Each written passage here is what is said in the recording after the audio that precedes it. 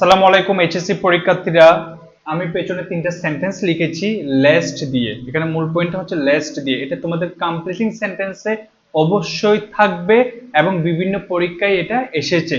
আমি এখানে তিনটা সেন্টেন্স লিখেছি, এটাও কিন্তু বোর্ড কোশ্চেন থেকে। চলো এগুলো আমরা সলভ করি, দেখি আমরা পারি কিনা। প্রথমে দেখো, হি ওয়াকস ফার্স্ট লেস্ট, সে দ্রুত হাঁটে লেস্ট। তাহলে আমরা এখানে দিব, আমরা অ্যান্সারটা লিখি, he should miss his class. Okay, দেখো এখানে তোমার প্রথমে কি দিতে হবে, একটা সাবজেক্ট দিতে হবে। অবশ্যই তোমার এখানে শুড আনতে হবে, অবশ্যই শুড আনতে হবে, তারপর একটা ভার্ব দিবা। তাহলে আমাদের এখানে স্ট্রাকচারটা দাঁড়াচ্ছে এরকমই, subject plus should plus verb plus extension.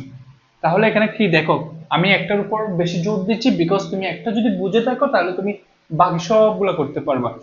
He works first lest he should miss his class.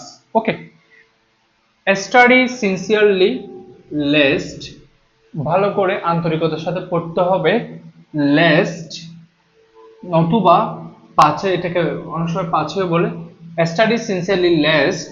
তাহলে আমরা কি দিব, এখানে আমরা দিতে পারি you should fail in the exam.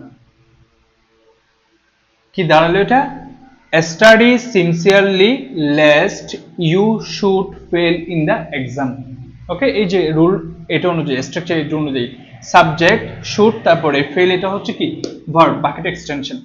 তারপর আসো, be punctual lest, be punctual lest, আমরা দিতে পারি you be punctual you should, sorry আমি মার্কা এটা দিয়ে লিখে ফেলতেছি, you should miss the train.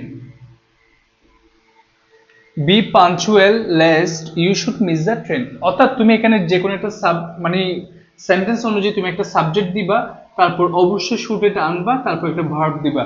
এভাবে তোমার এই লেস্ট যুক্ত যে কোনো কমপ্লিটিং সেন্টেন্স তুমি করতে পারবা। আশা করছি তোমরা বুঝতে পেরেছো। এরপরও যদি তোমাদের কোনো সমস্যা হয়ে থাকে তাহলে অবশ্যই আমাকে জানাবে। ধন্যবাদ সবাইকে, আসসালামু আলাইকুম।